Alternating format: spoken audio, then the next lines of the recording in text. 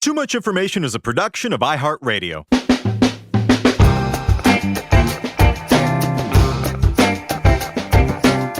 Hello, everyone, and welcome to Too Much Information, the show that brings you the secret histories and little-known fascinating facts and figures behind your favorite TV shows, music, movies, and more. We are your Electric Light Orchestra of ephemera. I'm Alex Heigl. And I'm Jordan Runtagh. Yeah, you like that one, didn't you, son of a bitch? Jordan, we're kicking off Olivia Newton John week here at TMI. A thing that we didn't know we were going to be doing. Yeah. Oh, yeah. Points to sky. Pours one out. What should I pour out for her? Foster's? I mean, I'd say champagne because she deserves it. I love Olivia Newton John. I know you do, buddy. Well, does your love withstand Xanadu? We'll see. I only ever knew about this film from like coffee table books my parents got me about 20th century American pop culture and VH1's BuzzFeed listicle presaging full court press of I love the 70s, 80s, and 90s. Yep. Talking Heads extravaganza hosted by Hal Sparks. Hal Sparks! Wither Hal Sparks. Yeah, this was one of the first movies that Lo showed to me. Really? Yeah. Your now wife. This was one of your first dates? Yeah. I think she actually made me double feature this and Sergeant. No, I didn't watch Sergeant Pepper's with her. She tried to make me, and I said no. I put my foot down. The last time compromise is crucial in relationships, I'm told. Yeah, it's exactly as bizarre as everyone says it is. I don't know. You didn't even watch it. No, Sorry to blow up your spot live on the air. No, that's okay. I delayed in watching this for a long time because I felt it besmirched the good name of my beloved Olivia Newton John. And honestly, yeah, this movie feels like the result of someone going into a cocaine-induced fugue state. I mean, to me, someone who loved like bright, frothy, colorful rock and roll nostalgia that was, Grease, the perfect example. I felt like Xanadu was kind of the contemporary world intruding into my 50s fantasy. And I never really was into like fantastical sci-fi stuff anyway. And the visuals of Xanadu, I never liked it. It looked like a cross between a workout tape and like an early 90s animated Japanese adventure series like Sailor Moon or something, which just was never anything I was into. Accurate. The spandex leg warmers and the neon that we all associate with like a certain look in the early 80s can really be attributed to Xanadu. And honestly, I'm just turned off by the aesthetic. The neon and the synths, it just registers as really cold to me, whereas Grease was very warm. I mean, we're following this up with Grease very soon, in which I'll wax poetic about that. But yes, I have come to appreciate Xanadu for the camp absurdity and also for the soundtrack by Jeff Lynne and the Electric Light Orchestra, which you correctly identified as a favorite of mine. But yeah, if I'm completely honest, I've really only ever seen highlight clips from this. And, there are undoubtedly great moments, which we'll talk about.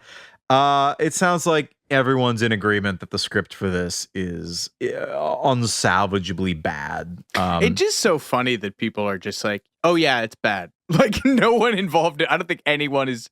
Maybe I don't know. Maybe there are super fans. There are definitely. No, I know there's super fans, but I don't think anybody involved in the making of it is still like towing the is still like the good soldier. That's like I made a good movie.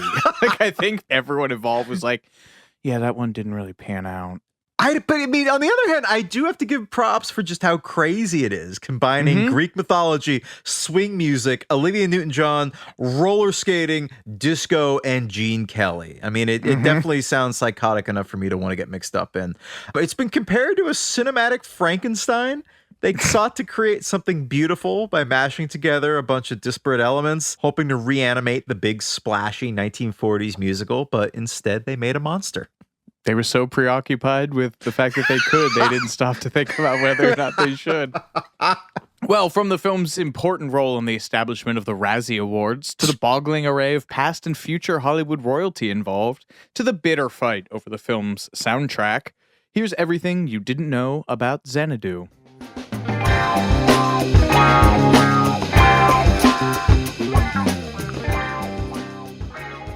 We never recall the plot points of anything that we do here because we assume a degree of listener familiarity with what we're covering. But I got to do broad strokes here because, as you said, it scans like a cocaine-induced fugue state of its time. Sonny Malone is a struggling artist in Los Angeles who rips up and discards a sketch which then collides with a mural of the 9 sister muses of Greek myth, brings them to life, one of whom roller skates through LA and has a meet cute with him. He has a job. Hold on, buddy. He has a job painting album covers at a record store, facsimiles of them for displays, and sees the image of the woman he has just met in the art that he is tasked with reproducing, and somehow tracks her down to a hobo shag shack across town, which we'll talk about, the Pan Pacific Auditorium. And this is Terpsichore, known affectionately as Kira, and that's Not Terps. Olivia Newton John. Not Terps. That's the University of Maryland football team or basketball team, something. Sonny makes friends with Danny McGuire, a construction mogul who used to lead a big band orchestra. You know, that old trope. His heart was broken in the 1940s by a woman who looked like Kira, and he was left creatively bereft as a result. Kira pushes the pair of them to open a nightclub called Xanadu, and her and Sonny's romance continues apace. Just before the club's opening, Kira confesses that she is one of the 9 muses of Olympus sent to Earth to inspire the creation of this club. She has to return to Olympus. Sonny is upset because they're in love, etc. Sonny somehow roller skates through a mural into Mount Olympus and pleads with Zeus to let Kira return to Earth. He is sent back to Earth, but nagged by both Kira and his wife, Zeus ultimately allows Kira to return to Earth to be with Sonny for, quote, maybe a moment, maybe forever. Well, which is Kira it? and it was the classic. Is it like at the end of Henry- Contact where you don't know like what the length of time is if she was gone? It's like for- yes, it's like the O. Henry shorts. No, the Lady or the Tiger. What am I doing here? Let me get through the damn plot summary, Runtagh. Kira and the Muses perform at the Xanadu grand opening before leaving Earth once again. Sonny is bummed, but then spots a waitress who looks like Kira and begins to chat her up. And scene. Befitting its entire bizarre mien, Xanadu emerged from the combined creative efforts of 2 unlikely Hollywood players, Larry Gordon and Joel Silver. 2 years later, Silver would rocket to fame with the enormously successful 48 Hours, while the two of them would go on to make Predator and Die Hard together, which is such a hilarious trio of films coming off of Xanadu. So how the hell did this happen? Well, according to the extensive press pack that accompanied Xanadu's original release, Gordon said that Silver, quote, wanted to make an old-fashioned musical. There's an article from Entertainment Weekly in 2007 that has making of with some of these quotes.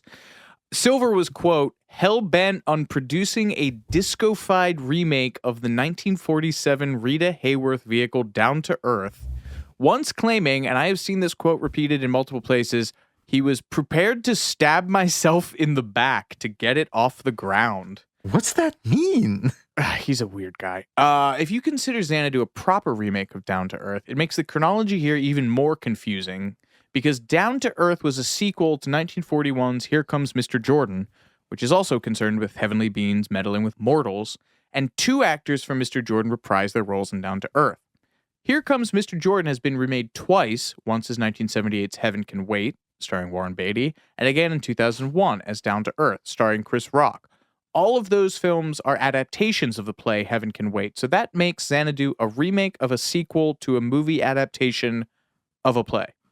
Oh no, I've gone cross-eyed. Everything There you've it said is. in the last 5 minutes, from you're recounting the plot of this movie to its origins as whatever you just said, the remake of a sequel of an adaptation of a play.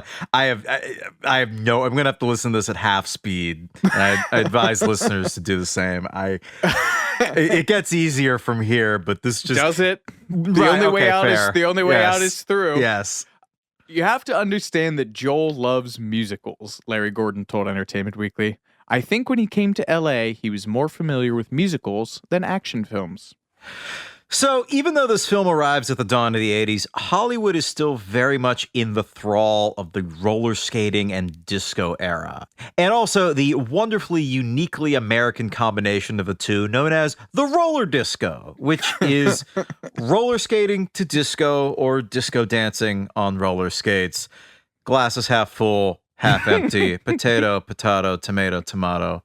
Choose your poison. It's all bad. The year before Xanadu came out in 1979, there was the movie Roller Boogie, which is also a roller skating musical starring Linda Blair of The Exorcist fame. And there was also a movie called Skate Town USA, which you mistakenly put as Roller Boogie again. Also as Roller Boogie. You rookie. Starring Scott Baio of Joni Loves Chachi and Happy Days fame, and many others, including Patrick Swayze in his first film role. So there's a whole little mini genre evolving at the end of the 70s, the roller disco exploitation flick.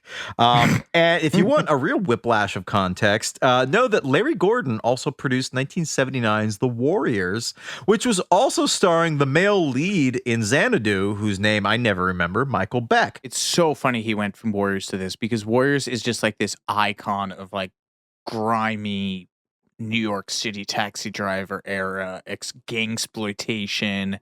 It's got, the Warriors come out and play bit. It's got all the colorful gang. It's kind of similar though, with like the abandoned stuff in the city and like. But there was an aura of real danger around this movie. I mean, it was made off a Saul Urich book, I want to say, and then they were so petrified that this film was going to cause an upsurge in gang violence that they were like squashing it, because the poster, if I'm remembering correctly, like the tagline for this movie was like, New York street gangs outnumber the NYPD 10-1. It's wild, again, just so wild to me. I mean, again, like Joel Silver going from Xanadu to Predator in like 5 years. Oh, Hollywood's weird. Well, Olivia Newton John went from Grease, which is where she became a global icon, to Xanadu, and she actually suggested a fellow Australian, a young Mel Gibson, stars the male lead in this movie. Terpsichore. Is Terpsichore a Jewish name? Cut that. Oh, yeah, it's up for debate whether or not Mel Gibson would have been an improvement over this Michael Beck guy, who the BBC referred to in a stunning insult as a Jim Morrison mannequin that's broken out of Madame Tussauds wax museum to pursue the acting dream. Truly an all-time diss. That was a great piece. We'll quote more of it later on. Apparently, Andy Gibb, another Australian, was actually initially cast as the male lead in Xanadu at first, but he dropped out. I've heard it either variously pinned on his cocaine addiction or Sgt. Pepper's. I mean, both are debilitating. Valid. Yeah, exactly. John Travolta was also offered the role, but he turned it down to do Urban Cowboy, which, to quote Indiana Jones once more, he chose. Well, okay, I mean, both were poor options, but I guess, I don't know. Poor John. Teaming with Olivia Newton John right after Grease for another musical, he could have minted money. Like, that might have been the thing to save this. But he went with Urban Cowboy, beginning his slow slide to as close to obscurity as John Travolta could get until Quentin Tarantino rescued him. I've also seen that Peter Frampton was another Olivia Newton John choice, but he was also tainted by his appearance in the god-awful Sgt. Pepper's Jukebox movie, starring, who all was in that? The Bee Gees, Frampton. Aerosmith. That's right. Aerosmith were in that. Alice Cooper, I think? I think so, yeah. Yeah. I'm starting to blend it with the Tommy, Ken Russell movie. Oh, yeah. With Elton John. Yeah. And Clapton and cocaine's a hell of a drug. Tina Turner, yeah. But for all these fantasy castings, somebody who did wind up in Xanadu that has a pretty cool backstory is Sandal Bergman, who to me was most famous for playing the warrior Valeria in Conan the Barbarian just after Xanadu in 1982. It was her springboard. She's one of the muses. Anyway, apparently Brian Grazer, he's Beautiful Mind guy, right? He's done like a load of stuff. A lot of Ron Howard stuff. Yeah, I mean, one of the Yes. biggest producers in Hollywood history. He wanted to, he was, I guess, a Venice Beach guy and wanted to make a roller skating picture. And he bugged his buddy, who's one of the like 17 screenwriters on this film, a guy named Mark Reed Rubel, to write a treatment, which they took to Silver and Gordon. I think Silver at the time was Larry Gordon's assistant. The character of Sonny is apparently based on Brian Grazer, which is hilarious. But as we mentioned, Michael Beck is something of a nothing burger. So I don't know how much of the essence du Grazer comes through. They took it to Warner Brothers, who passed, and Gordon wrote later, maybe Warner Brothers was right to do so. A musical fantasy was chancy, and at that time we didn't have Olivia or Gene Kelly, the eventual stars. But Joel and I still believed in the project. Rubel made the title Xanadu not from the Coleridge poem. Collard, yes. Not from the Coleridge poem, but from the Citizen Kane reference to the Coleridge poem, which is Kane's mansion is Kane. Yeah. Charles Foster Kane, Orson Welles' character, Charles Foster Kane, builds a mansion. Costly, overblown. Great metaphor for Xanadu, and he calls it Xanadu after the Coleridge poem Kubla Khan. A rich text for a roller disco movie, I might add. The BBC wrote a great piece in 2020 called Xanadu, Rethinking a Misunderstood Masterpiece, and it includes this great line referencing Citizen Kane. Kane's Xanadu is a costly nightmare with plenty of ambition and high concept thinking, but an empty void where the soul and character should be. Just like the infamous 1980 roller disco movie Fantasia that shares its name. Amazing. That's the same piece that called the lead a waxwork, Jim Morrison, that wandered out of Madame Tussauds to try his hand at acting. So, yeah, that writer has some fangs. Yes. In the parlance of the time. Silver moves over to Universal Pictures at that point, and he takes the project with him. And then when Universal picks it up, they're like, okay, we're going to pick up your picture, but we're going to rewrite it. Sorry. So that's the first knife. This is the first incision to this film. And there's something that comes up again and again when you hear about the making of this movie. It was originally supposed to be a low budget, no star movie, basically half a notch above a quickie exploitation flick. And then all of a sudden, Olivia Newton John, the biggest female star in the world at that time because of Grease, became interested, and it just sort of took off. And they snagged Gene Kelly, the icon of movie musicals. And in this context, just the bizarre stylistic mishmash makes a lot more sense because this whole movie just kind of grew up and around the producers, and they started throwing everything they had into the mix because they had these stars. Everything apparently except a script. It's like The Emperor Has No Clothes, right? Like at some point you would have thought there would have been an adult in the room to look around and go like, let's plan this. Guys, what are we doing? And they're like, no, we have Gene Kelly and Olivia Newton John. Like, just roll. Stretch. Vamp. Yeah. We'll fix it in post. I'm just really proud of this heading. I called it Much Ado About Xana. The film made it to production without a proper script, which does show. Robert Greenwald, who is the director, he got a 40-page outline, and he says, when I got the 40 pages, I thought, well, this is strange. Maybe there's a plan here that I'm not aware of. Maybe there's another version of the script someplace. For sure, the script will be improved. Unfortunately, that never happened. Again, even the people intimately involved with this movie have nothing nice to say about it. The outline that he saw never turned into a real script. I believe Olivia Newton John signed on after reading an even shorter outline. I have read that the one she signed on was 20 pages. So an outline of between 20 to 40 pages was all it took. Michael Beck was talking to USA Today, and he said half a dozen writers were hired and fired and brought in to so-called fix the script. So it was difficult from an acting point of view, and I was a fairly young actor then. I would get revisions that had nothing to do with the story I thought I was filming. And I would go, well, what am I supposed to be doing now? Which is, to be fair, kind of his shtick. He's also like a cardboard man in The Warriors. He just looks really good in the leather vest. Anyway. I just love that they got Robert Greenwald to direct this, because pretty much everything else on his resume are these super left-wing documentaries where he like does exposés on the Koch brothers or Walmart or the war in Iraq or Rupert Murdoch. He even did a movie with Vincent D'Onofrio as the 60s radical Abby Hoffman called Steal This Movie.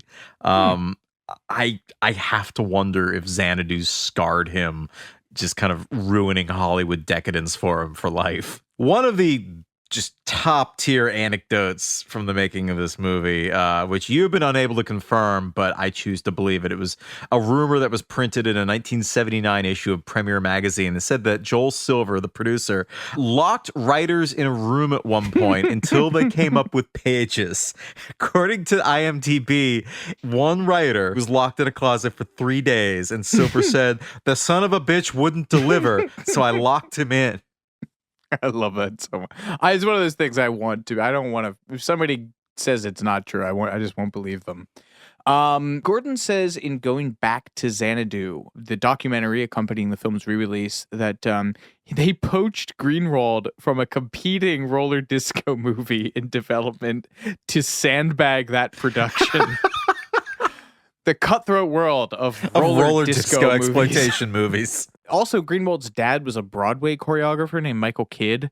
It's a big deal. Like in the Birdcage when Robin Williams is doing the famous like Michael Kidd, Martha Graham, but keep it inside. Yeah.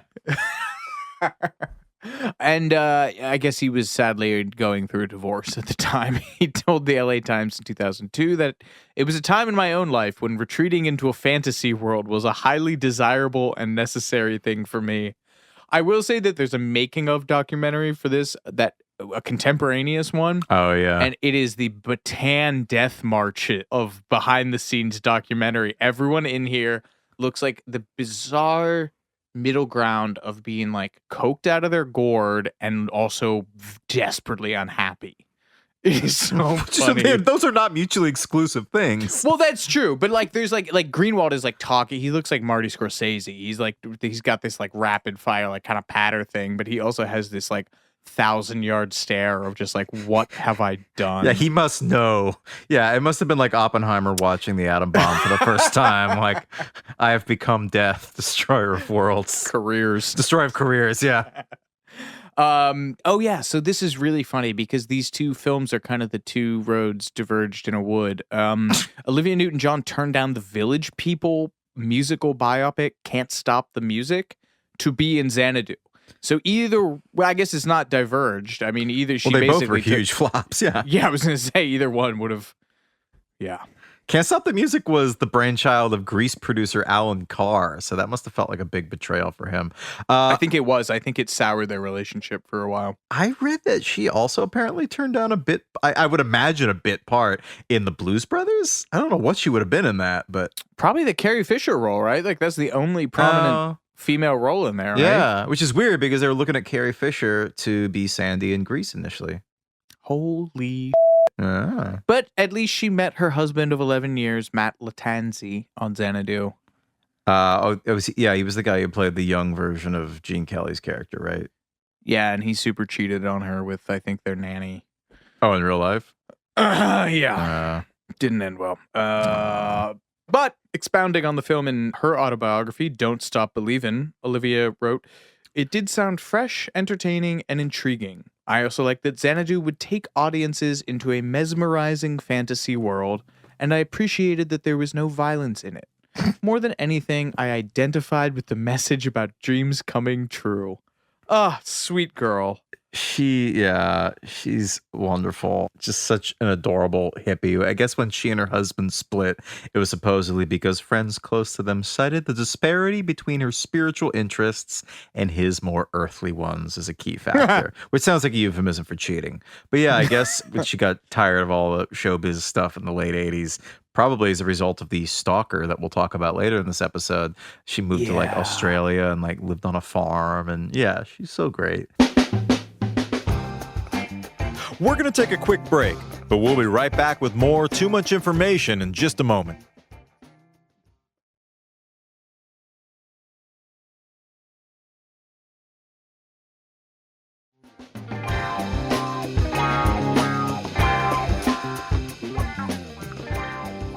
Getting Gene Kelly to appear in what would become his final film, I think he plays like I think he stars as himself in something from the 90s, but this was, for all intents and purposes, his last dramatic role. A little more difficult. Greenwald, in this making of I was talking about, he says, number one, Gene doesn't have to work. Number two, which is true. Yeah. Number 2, he's very particular. So when we talked about doing a musical, it was a very tough thing. The often repeated stipulation that Kelly had upon accepting this role was that he wouldn't touch one toe. This is also not long after he lost his wife, Jean Coyne, in 1973. So he was a single father at this time, and the film was shooting close to his house in the time-honored tradition of movie stars taking roles that are geographically convenient for them. Moving the mountain to him. Kenny Ortega, one of the film's choreographers. Oh, I love this story. God, this is a good one. I forgot where we were. Kenny Ortega, one of the film's I blacked out. One of the film's choreographers recalled that he got a call after he had gotten the gig to the effect of, "You need to come down to the studio. You're meeting Gene Kelly. He's not going to dance in the movie, but he won't do the movie if he doesn't like you." And when they met... And I guess Gene took him into a side room, just him and Kenny Ortega, and locked the door, leaving the producers outside, which I love. So it's just man to man, Gene Kelly and Kenny Ortega. Gene's going to do a little soft shoe on your kneecaps. I guess Gene Kelly told him, "If I were to dance, and I'm not saying I'm going to dance, but if I were to dance, what would you have me do?" And Kenny said, "Well, why don't we just start with some of these steps that you've already done, which to me are classic and timeless." Because I guess Kenny Ortega grew up like watching, like learning. Oh, it was his hero. Yeah, he loved learning Gene how to Kelly. dance from the Gene Kelly movies. And so he starts doing some of these old moves, and Gene Kelly says, "Oh, that's the old Nora Bayes." And that's not right. Naming his old movies. Yeah. He's like, "That's not right. It's this way." And they're just dancing together in a locked, windowless room. Oh, that's so... I mean, Kenny Ortega must have been freaked, because I watched some interview with him, and he was saying, like, yeah, I didn't prep anything. Like, I didn't think Gene was going to dance. So, like, he was just going off his pure, like, childhood passion for him and recalling these movies that had inspired him to want to do this. So that's so cool, man. That's like if I got to, like, play bass with Paul McCartney on the fly and just remembered his early Beatles songs, not because I knew I was going to see him, but because that was the stuff that like made me want to make music. That's so cool. I love that. This whole story is so cute. They were going for like half an hour, just dancing together, breaking a sweat. And then suddenly Gene Kelly stops, opens the door, goes to the producers who were just waiting breathlessly in the hall, and grandly announces, "I'll do the picture." I love that. Yeah. Ortega was talking to NPR in 2015. He said, "Gene mentored me, and when the movie was over, he continued to. He would invite me to his home, and we would look at his films together, and he would talk to me about how he designed choreography for the camera, which was the greatest education I had received up until that point." He even, I don't know if he gave him or let him use his viewfinder from Singing in the Rain that was like engraved with Gene's name on it. And I guess they sat and watched all of his old movies and broke them down together. I love this so much. Yeah, Ortega's a big name as far as Hollywood choreography goes. He got the gig through the being a choreographer for the San Francisco band The Tubes, who we'll talk about in a second. He also worked with Cher, Bette Midler, Ethel Merman, and Kiss, who I no way this is possible, but imagine Ethel Merman and Kiss in a room together, just gacked out of their gourds, dancing. Oh, he's a huge deal. Yeah. He did the dance scenes from Dirty Dancing and all the High School Musical movies and Hocus Pocus and Newsies.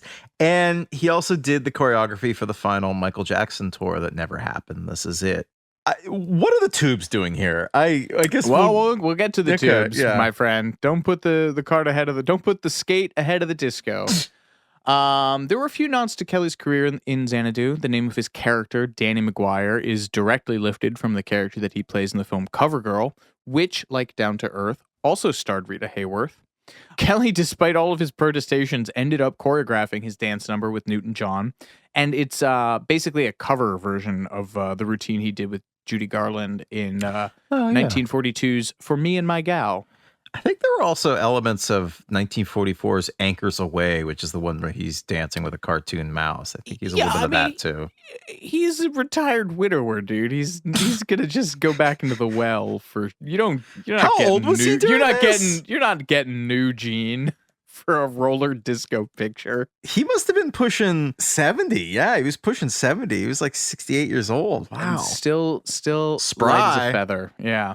And this that may have been because the dance scene was a last minute picture. The film was done, and then when they started, like, I guess putting the press materials for it together, people were like, "Oh, well, do Gene Kelly and Olivia Newton John dance together?" And they all looked at each other and were like, "Wait, That's the one thing we no." forgot. We got disco. We got Gene Kelly. We got Greek mythology.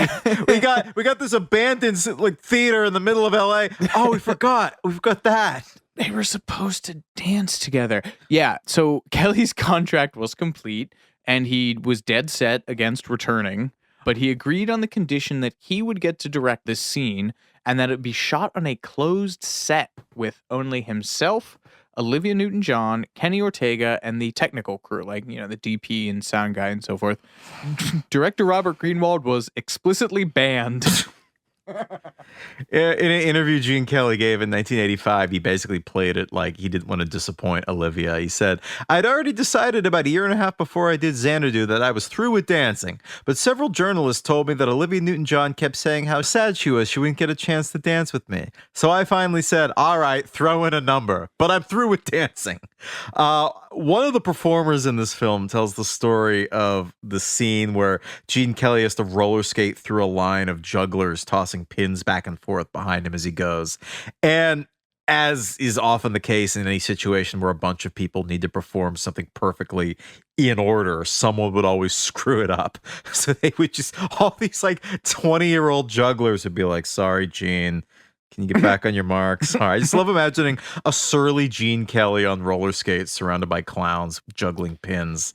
Yeah, there's like a proto breakdancing crew in this called the Chain Breakers, something like that. I just loved him being like, "What the hell are you kids doing? Pretending to be robots?" And they're like, "Take 36, Gene. Get back on the damn skates." I guess he was also really pissed that they didn't show his legs to prove he was skating in the roller skating scenes. They're all like tight shots from his chest up. And he did he was a really good skater. He'd been skating since he was a kid. And I don't know, anytime that you don't show Gene Kelly's footwork seems like a big miss. So maybe that's why Gene Kelly banned the director from the set. There's a similar scene where there's some tightrope walkers walking, and they were genuinely really far off the ground, but they shot the scene so that you just like at the bottom of the frame, you see the edge of the rope. So like for all the rope is like 6 inches off the ground. And all the tightrope walkers, when they saw the finished movie, were like, "Wow, I wish we didn't have to do that," because I was really stressed about doing that 8 feet off the ground or whatever it was. Yeah, Amateurs. This was his first theatrical, I think. Greenwald, yeah. Well, again, it gets back to like this was supposed to be a nothing movie. Yeah, he got Emmy noms for basically the movie Munich, but he did a documentary about Munich, about the massacre. That was 1977, so he went from doing a movie about the Munich Olympics massacre to a roller skating picture where Gene Kelly hated his guts. Holly weird. Kelly did not like Xanadu, sadly. He wrote in his autobiography, "I have to admit it is a terrible movie, but I must say it was fun working with Olivia. For that reason alone, I don't regret the experience. It's the last time you'll see me dancing in a movie, so in that respect, I guess Xanadu occupies a special place in my career. But only in that respect, I hasten to add." I love the fact that he lived until like 1996, so he had enough time to like absorb how much of a disaster this was. Kenny Ortega worked mostly with Gene Kelly, but there was a choreographer named Jerry Trent who worked mostly with Olivia. Originally, he was hired on a 5-week assignment to just teach her how to do some steps. He ended up choreographing 6 of the film's numbers, including Suddenly, the number in which Olivia Newton-John fell and broke her coccyx. She says they put me in an ice donut in between takes, which I presume she means like an inner tube filled with ice that they would like let her sit in. That's a tragic mental image. She refused a stunt double for the rest of the movie. She's a good soldier. Olivia Newton-John literally busted her ass for this movie that got universally panned. It's just heartbreaking. But at least she got to dance with Gene Kelly. In a 2012 interview with the Daily Herald, Olivia said that she understood what an honor that was. She said, "He was lovely. I still can't believe I danced with Gene Kelly. How lucky I am that I've been in movies where I've danced with two of the greatest dancers of all time, Gene Kelly and John Travolta. I never would have thought that because I had two left feet growing up. Ah, sweet girl. Another heading I'm proud of. Zeusical, the musical. Electric Light Orchestra came in and Jeff Lynne. Are they an actual band or is it just like jobbers that came in to support Jeff Lynne? You would know this. You know what? I don't know. I would imagine it's mostly just the Jeff Lynne show. All right, it. ELO and Jeff Lynne came in at the behest of Joel Silver. The band was riding high on 1979's Discovery, which debuted at #1 on the UK charts and stayed there for 5 weeks. Is that Mr. Blue Sky? I don't know about ELO. I think Mr. Blue Sky was earlier. I think that was 75. They do Evil Woman? Yeah. I mean, my main thing about Jeff Lynne was that not only was he in the Traveling Wilburys, but he produced the closest thing we ever had to a Beatles reunion when Paul, George, and Ringo finished off 2 of John's demos for the Beatles anthology in 1995. So I don't know why they didn't get George Martin. It might have I think George Martin was losing his hearing at that time, so that might have been why they didn't get him. Probably too many cooks, too. Jeff Lynne doesn't really seem like a team player. All due respect. Anyway, he said he took this gig solely because of Olivia Newton John. Would you? Well, yeah. I took it because I thought, well, I like Olivia. She's great. It would be nice to meet her. But he seemed to regret it immediately. In the aforementioned making of documentary, there's an extremely awkward clip of him sitting there with sunglasses and I think the bucket hat on. He's sitting next to Olivia Newton John and the guy that wrote all of the songs for her half of the soundtrack, her producer and co-writer John Farrar. And the interviewer goes, what do you think of John to Jeff? And he says, I don't know. I'm still trying to work it out. And all three of them laugh like it's a scene from The Office. It's ridiculous. There was all kinds of drama going on behind the scenes with his stuff. Lynne was supposed to contribute both songs and the film's score. And Greenwald at some point, I guess, scrapped Lynne's score and asked a composer named Barry Dvorzan, which sounds like a Battlestar Galactica character. That's amazing. To contribute one. And then I guess this whole thing was such a, Babytown frolics that Lynne submitted demos and was like, okay, I'm going to finish these later. And production took the demos and just cut all the scenes of the movie to those demos. So rather than greenlighting the songs based on the demos, then waiting for the finished version of these tracks to choreograph the movie to, they just did it to the rough version of these songs. So then they had to do the final version of all of these songs for the soundtrack, and it caused all these problems. The drummer, Bevan, there's no way that's that guy's name. That's a typo. I think that is actually. Bevan. God, the English. He told Martin Kinch in 1997, when we came to record it for real, we had to keep in time with the demo, and the demo was not in time. So it was a bit of a nightmare to actually record the thing. We were at Musicland Studios in Munich, and it became a very frustrating experience. What should have taken a couple of hours took about 3 or 4 days. Good Lord. And Jeff Lynne's deal mandated that if the film didn't include all of the songs he submitted, they couldn't use any of them.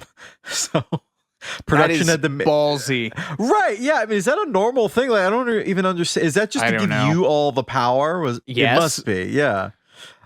So production had to make space for the song Don't Walk Away at the very last minute in order to not have to start all over again. Jeff Lynne later told Rolling Stone, I wrote half the songs, though I've never seen the thing, referring to the movie. I don't suppose anyone else has either. It was supposed to be really bad. I don't think I'll ever see the movie after reading the reviews. And he even blamed Xanadu for stalling ELO's career, saying that radio stations wouldn't play the band's follow-up to Discovery, which again was a huge album, because of the taint of that movie. He said it's because of that film. He's talking to the LA Times in 1981. Rock radio programmers were saying, we don't want to touch them after that bloody film. It's because the film was so bad and it's a failure and we're associated with it. So what are all the careers that this movie has tanked? Olivia Newton-John's for quite some time. It's Michael Beck guy, ELO. Gene Kelly never made a movie again. Robert Greenwald. Robert The Greenwald. Trail of Blood of Xanadu. Moved on to left-wing expose documentaries. Oh my God. Poor guy. Yeah.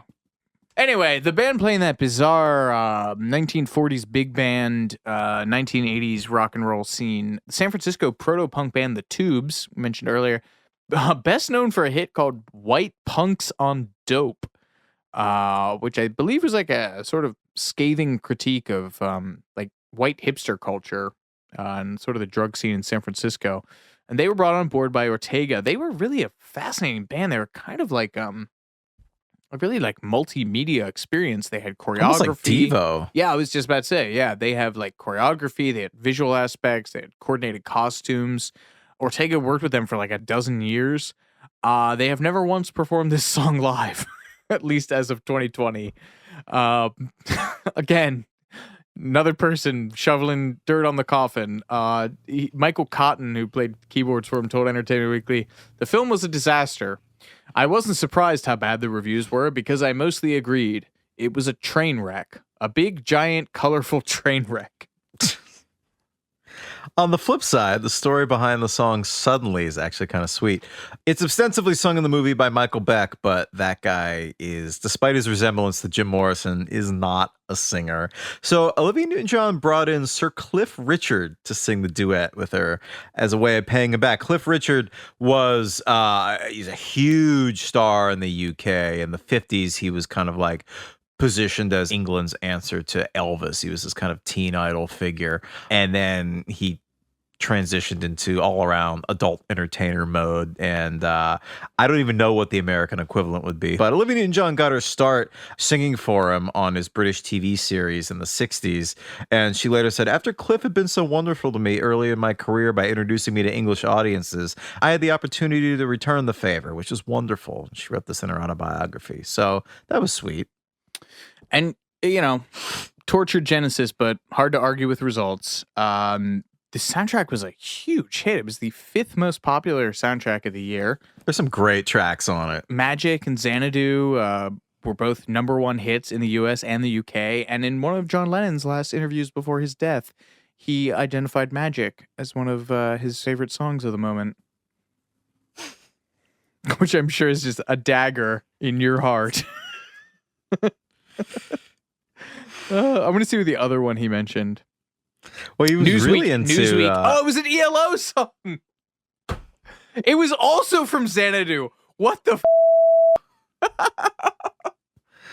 well, he was really into the B-52s, too, because he thought that was like Yoko's sound. And suddenly, like, the stuff that Yoko really wanted to do, the kind of like, you know, yodeling type sound was now becoming mainstream. And that was one of the things that made him feel like he was ready to come back into the recording business after taking a bunch of years off to raise his son. Yeah, Newsweek 1980.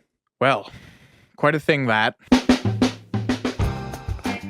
As you meditate on that, we'll be right back with more Too Much Information after these messages.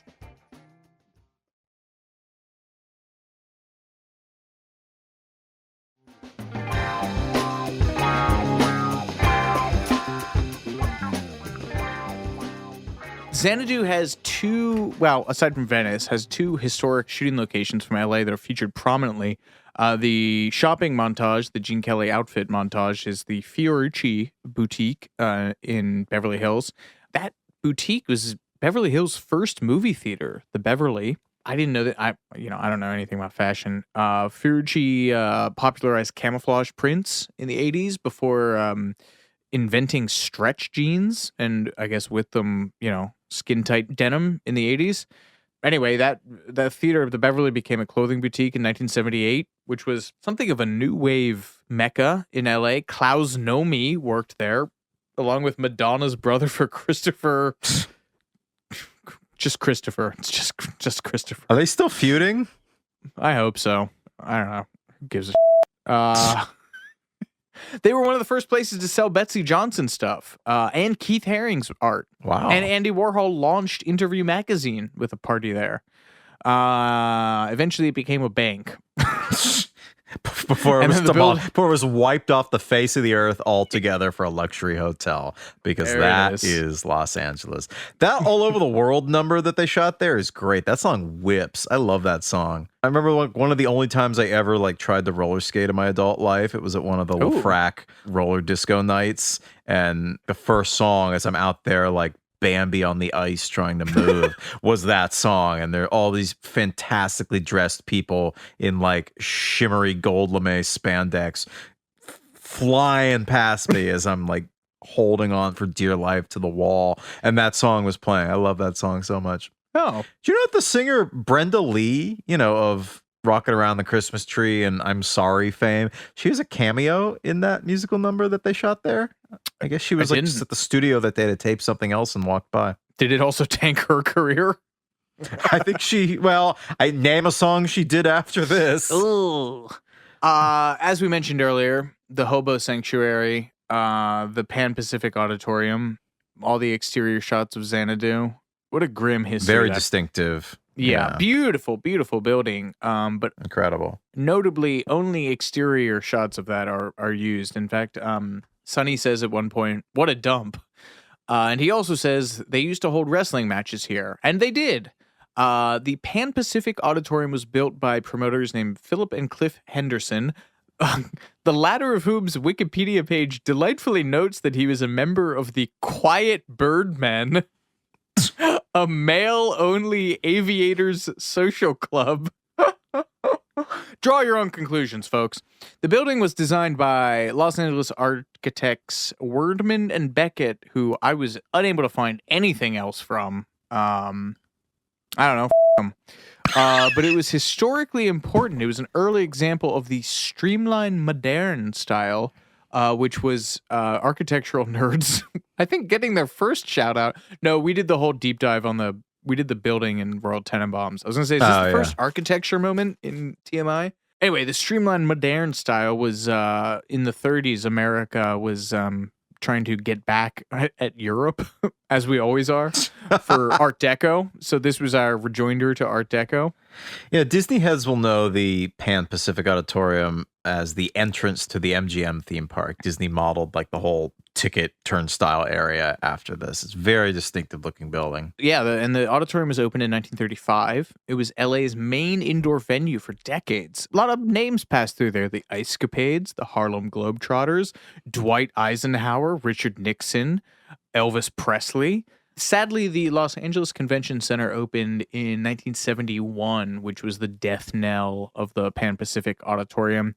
It closed in 1972, and quit. They just did nothing with it. They literally just left it open, and people were squatting in there and, lighting fires and what. Anyway, there's an LA district supervisor who wanted to have the city buy the property from the current owner and turn it into a park. And LA was like, no.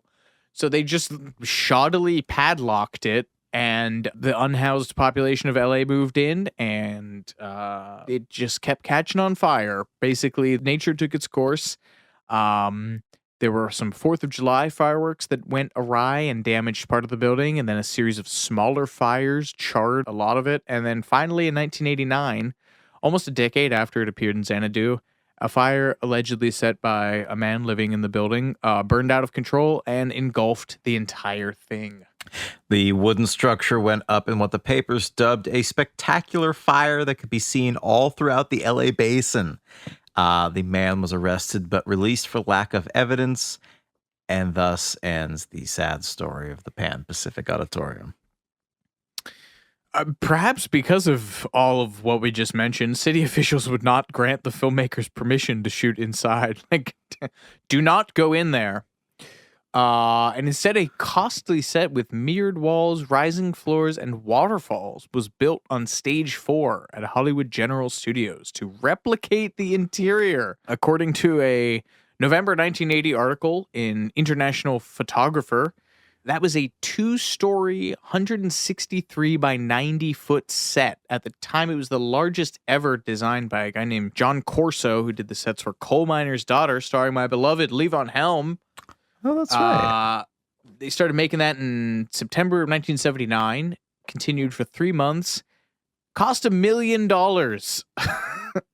And that finale that you mentioned earlier took 2 weeks to film, featured 237 performers, including the aforementioned tightrope walkers, jugglers, roller skaters, and dancers.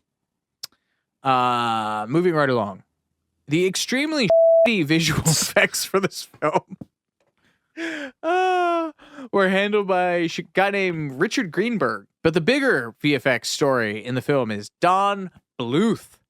As we mentioned earlier, the animated sequence for Don't Walk Away was added to the film at the last minute because Jeff Lynne was being a big wet-assed baby and refused to allow any of his songs to appear unless all of the songs that he wrote for the film appeared. So, the simplest and quickest solution was to insert an animated sequence. Does not seem like the quickest or the easiest way. Well, you know what's really interesting to me about this is right around the time that rotoscoping was just coming into vogue. Yeah. And you can actually see one of the earliest examples of rotoscoping is, of all things, a Tom Waits music video. Yeah, if you look this up, rotoscoping for non-dorks is when you actually paint or animate directly over the film cells. As I repeat constantly and without prompting, it was the technology utilized by Martin Scorsese in The Last Waltz to paint out Neil Young's visible coke booger that appears all throughout Helpless. In an uncredited cameo, the coke booger. Anyway, yeah, I don't know why they didn't rotoscope it, but anyway.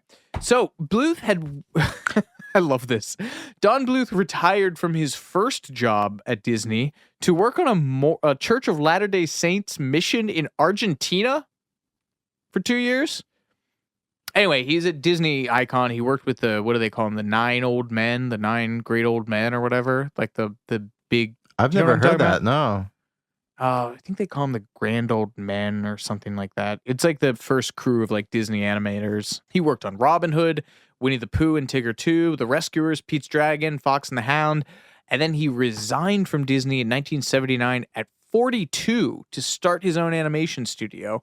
And crucially, took 10 other Disney people with him, which did not endear him to Disney. But he was hard up for work when he was launching his new company, so he took on a job working the Xanadu production. Wound up being his first mainstream work post-Disney. Don Bluth was given 12 weeks to complete 2 minutes and 7 seconds of full animation, totaling 3,000 images. That is, for non-animation dorks, that's not a lot of time. But Bluth's animation studio was also 2 months into their first animated feature, 1982's The Secret of Nim. So Bluth did much of the work himself because all of his employees were busy working on their actual movie. And in a 2008 documentary, Don Bluth recalled his conversation with someone, we assume Joel Silver, some producer working for Xanadu. This is Don Bluth saying, "I told him we were really busy and I couldn't do it. He said, yeah, you can, and I'll pay you this much money and more money. Whatever, just do it." Don Bluth is just a gem. All of his interviews are hilarious. Asked about his work on the film at one point later in the 80s, he told the interviewer no one could possibly be interested in hearing anything about that film. That's amazing. Yeah, man. I mean, this is just spectacularly bad timing with this movie. Greenlit in the late 70s. Production, as we mentioned, once it got Olivia and Jean on and the whole thing sort of snowballed, really straddled the time period during which America turned on disco. It was released in August of 1980, and the infamous Disco Demolition Night at Chicago's Comiskey Park, which, again, for those of you who have had sex, that is when they trucked like a boatload of disco records onto the field and ran them over with a steamroller. Didn't it like turn into like a mini riot? People were just like pelting shit on the field. Mm-hmm. There were like Chicago. smoke bombs and stuff, I think. Yeah. Yeah, so that was in July 79, so a year earlier. Meanwhile, Can't Stop the Music, which starred the Village People, and as you'll remember was the film that Olivia Newton John turned down in favor of Xanadu, had come out in June 1980, 2 months earlier, and flopped. All of which means the writing was on the wall for this movie even before it came out. And it's bizarre considering what happened with this movie. There's so much promotional material around this. The original press packets are like huge, lavish. Herb Ritz, who is like the sort of arty porn photographer, and this documentary I just mentioned. So there was all of this promotional material for it. There's this big press push. Oh, and there were retail tie-ins. They made clothes tied to it. But they dropped it in August, which was like a dumping ground at that point, and only opened it in 200 theaters, which is, nothing. The other films it opened against were Raise the Titanic, Smokey and the Bandit 2, and Peter Sellers' last movie, The Fiendish Plot of Dr. Fu Manchu. These are all enormous box office bombs, and all deservedly so. They're all terrible movies. Yeah, they also, I guess, canceled press screenings for this. I guess after the first few, the writing was, as you said, just kind of on the wall, like, oh, this isn't gonna go well. Let's tamp it down a little bit. Well, the reviews. Oh boy, just a whole sidebar on reviews. Variety did not mince words, calling it truly stupendously bad. Roger Ebert said it was mushy and limp. And perhaps the most famous review was Esquire's, which quipped, in a word, Xanadu don't. That's good. That's medium funny. That's not bad. Medium funny. There was another that said, where else can you have Olivia Newton John as a roller skating light bulb with rags around her ankles? That's pretty good. One of the studio executives called the director, Robert Greenwald, and said, they love it in St. Louis. What he didn't say was that they hated it everywhere else. It's playing well in Peoria. Yeah. I guess the film made its money back. I mean, barely. Well, they always lie about this, but Greenwald said he told EW it was made between 9 and 13 million as a budget, and it grossed 22 million domestically, but they never include marketing in that. So I assume it was closer to 20 mil all told, but still made its money back, at least didn't lose money. But now we come to one of the more lasting legacies of the film, the Golden Raspberry Awards. An award show dedicated to bad movies, colloquially known as the Razzies. Hollywood publicist by the name of John J.B. Wilson, whose job involved cutting trailers for movies, saw a 99... These two movies, man, they just keep coming up together. Saw a 99-cent double feature of the aforementioned Village People musical biopic Can't Stop the Music and Xanadu. And that year, he turned his annual Academy Awards potluck dinner into an informal ballot party for the worst films of the year. He hated both those movies so much. It was a 99-cent double feature. He tried to get his money back. And failed. Apex Petty. Can't Stop the Music won. Incidentally, Xanadu couldn't even win at the Razzies. And Brooke Shields in the gross and weird teenager nature smut movie, The Blue Lagoon. Yeah. She beat Olivia Newton John for worst actress. Directed by the director of Grease, Randall Kleiser, I believe. Son of a bitch. By the fourth annual Golden Raspberry Awards, CNN and other major wire services were covering this, and Wilson had arguably his bigger stroke of genius than even having the award show, period, because he scheduled them the night before the Oscars, because he reasoned that you couldn't get any coverage the night of the Oscars, but the night before the Oscars, all the journalists and personnel would be in town and in theory have nothing better to do. And they've become kind of a beloved industry joke. I mean, the big famous examples, Halle Berry accepting her Razzie for Catwoman with her Oscar for Monsters Ball in her other hand. A number of people have accepted their Razzies as a kind of sort of you. Friend of the pod, Alan Menken, won for one of his songs from Newsies. And the same weekend, he won 2 Oscars for Aladdin. And he then made a show of formally accepting his Razzie almost 30 years later. Newsies? But what's wrong with Newsies? Newsies got a decent soundtrack. Buddy. You know what people think of Newsies. Everyone loves Newsies. What are you talking about? People love Newsies. Not critically. People love it. Paul Verhoeven, I think, was one of the first people to accept his for Worst Picture and Worst Director for Showgirls. Classic. He was given 2 standing ovations. for his acceptance speech, in which he said he had been driven out of the Netherlands for being, quote, sick and perverted and disgusting. Ben Affleck was surprised with his during a 2004 appearance on Larry King Live, and he proceeded to rip the thing apart with his bare hands, commenting on how cheap it was. He was surprised by it? I didn't know he was surprised by it. They sprung that on him? Oh, Larry King, that is cold. Gotcha journalism, baby. Yeah. The Razzies, I guess, somehow wound up with their hands back on the shredded trophy and auctioned it on eBay.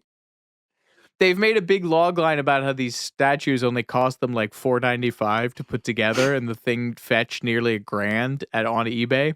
And they put the proceeds towards renting LA's famed iHeart Theater for next year's Razzie Awards. I mean, now I want a piece of that now. Let's see. You read this next part. I'll see what's on eBay. Xanadu was also honored / disgraced at the now defunct Stinkers Movie Awards for, quote, least special effects. And yeah, these sets are literally made out of cardboard in some cases. And as one retrospective critic noted, this was the year that The Empire Strikes Back was made. So it wasn't a case of like lacking technology. Yeah. I mean, Xanadu, looking back at the trail of bodies in its wake, has really been held responsible for killing off live action musicals for the next 2 decades, really until Moulin Rouge in 2001.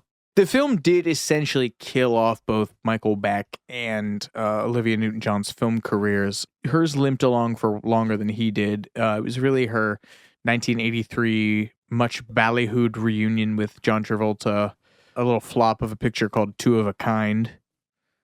Do you know Two of a Kind, Jordan? I bet you do, you son of a bitch. Oh, really? Is that the baby movie where they talk? Oh, that's Look Who's Talking. No, that's Look Who's Talking Now. What the hell is Two of a Kind? Romantic fantasy crime comedy drama film? Jesus Christ. That's too many hyphens. Travolta plays a cash-strapped inventor, while Newton John plays the bank teller whom he attempts to rob. They must come to show compassion for one another in order to delay God's judgment upon the earth? What? Co-starring Scatman Crothers as an angel, God voiced by Gene Hackman, the devil voiced by Oliver Reed. What the is this movie? Wow. Janet Maslin of the New York Times asked, can it really have been that difficult to find a passable screen vehicle for John Travolta and Olivia Newton John? Any old romantic fluff should have sufficed, and yet something as horrible as Two of a Kind has been tailor-made for its stars. The results are so disastrous that absolutely no one is shown off to good advantage, with the possible exception of the hairdressers involved. Wow. I kind of want to watch this now, I'm not gonna lie. Olivia did not need the work, though, because Physical came out in 1981 and sort of washed the taste of Xanadu out of the public's mouth.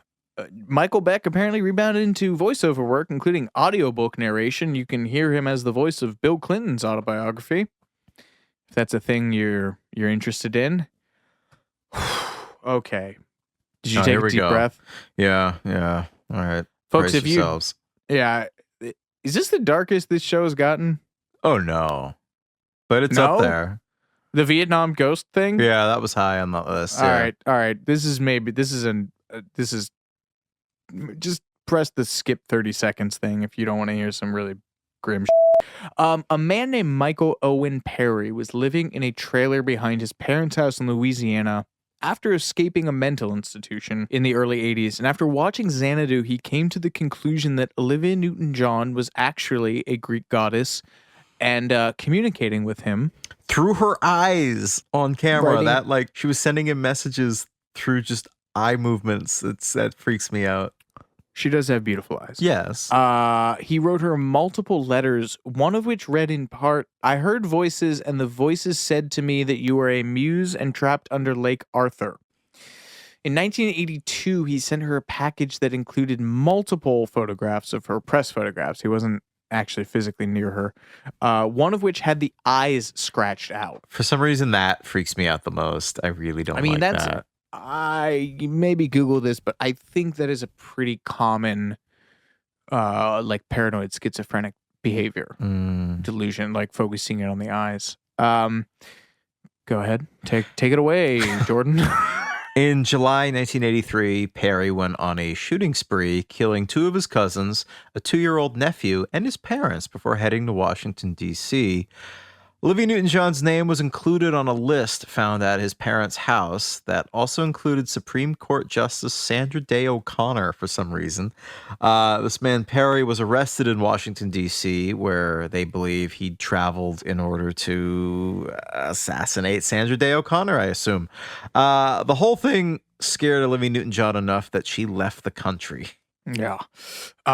This is, I mean, I don't like dwelling on this, but it is fascinating. His case actually became a legal precedent in prisoners' rights. He was convicted and sentenced to death, but the trial court found that his competence to be executed depended on his being medicated, essentially being forced to take his medication, which I think was Haldol, really strong antipsychotics.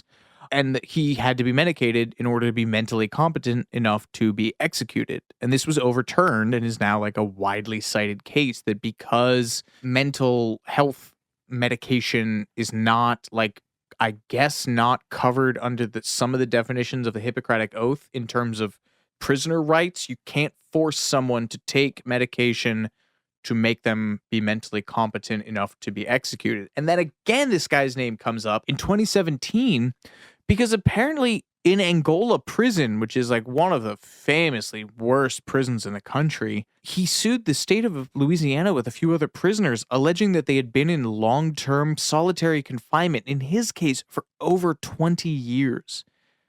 That's a long damn time to be in it. Whatever, man. Let's not get into the politics. It's just wild that Xanadu has Took us here. Multiple, yeah, exactly. The road to hell is paved with Xanadu. In happier news, Xanadu has gone on to become a cult hit, particularly within the gay community. Douglas Carter Beane, who wrote the Broadway musical based on the film, told EW in a quote I will take to my grave, "Gay men never miss a Joel Silver film. He's the Judy Garland of our generation."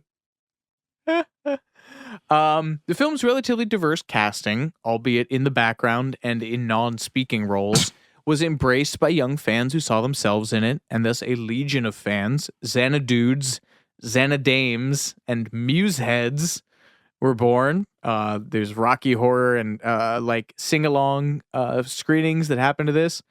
There was a stage parody of this film called Xanadu Live that ran in Los Angeles in 2001. The director of that was a woman named Annie Dorson, who called the film the queerest movie that's not actually about being gay. And then an assistant at Paramount by the name of Robert Aarons saw that production and was sufficiently moved to quit his job and set off on what would become a 5-year quest to adapt Xanadu as a musical. This was not easy. Locking down the rights alone took several years because there were multiple people who owned the film, as was getting the thing funded and cast. He told Entertainment Weekly, "As soon as you say Xanadu, they either get it right away or they look down on you and then they call the police." Bean wrote one of my favorite cult movies, To Wong Fu, Thanks for Everything, Julie Newmar. He passed quickly many times, in his words, before this guy Aaron promised him complete creative control. He kept the big musical numbers and the basic plot, but jettisoned almost everything else, saying, "It has a great score, but the dialogue is bad, and the plotting is abandoned. The first time I saw it, I thought that they had misplaced a reel. My version has quaint little additions like character development." Oh, so catty. There are actually just 5 lines from the movie that are in the play. Wow. The production opened in July 2007. It ran for a little over a year, 513 performances, including a guest run with Whoopi Goldberg as a muse. It was nominated for 4 Tonys, but it wouldn't be a Xanadu adaptation if it didn't lose all 4, which it did. That's 13 pages on Xanadu. There's a great quote from this LA Times article, 2002. This guy, Ken Anderson, who was so inspired by Xanadu to quit film school and become a dance and fitness instructor in Santa Monica. He told the paper, "I remember there was this feeling that the 80s were going to be very different from the 70s. Xanadu had the feeling that there were going to be all these different races and generations and musics mixing together, and that it was going to be something different. And now it seems very naive, but there really was something euphoric about it." I love this guy. In a documentary about Xanadu, he talks about how this film changed the course of his life, and he waxes poetic about it in this really beautiful way. And then he adds, "I wish it was a more profound film that did that for me." Hey, buddy, I get it. Big Trouble in Little China is one of my favorites. Like, come on. I don't know what this means on a spiritual level, but Olivia Newton John passed away on the 42nd anniversary of Xanadu's release on August 8th. Jamie, can we get a numerologist in here? She's roller dancing with Gene Kelly now. Yeah. Well said. Well, folks. What did I actually was touched by that? You got me to break.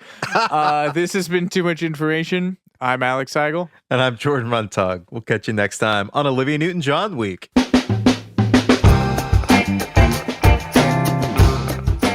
Too Much Information was a production of iHeartRadio. The show's executive producers are Noel Brown and Jordan Runtagh. The supervising producer is Mike Johns. The show was researched, written, and hosted by Jordan Runtagh and Alex Heigl, with original music by Seth Applebaum and the Ghost Funk Orchestra. If you like what you heard, please subscribe and leave us a review. For more podcasts on iHeartRadio, visit the iHeartRadio app, Apple Podcasts, or wherever you listen to your favorite shows.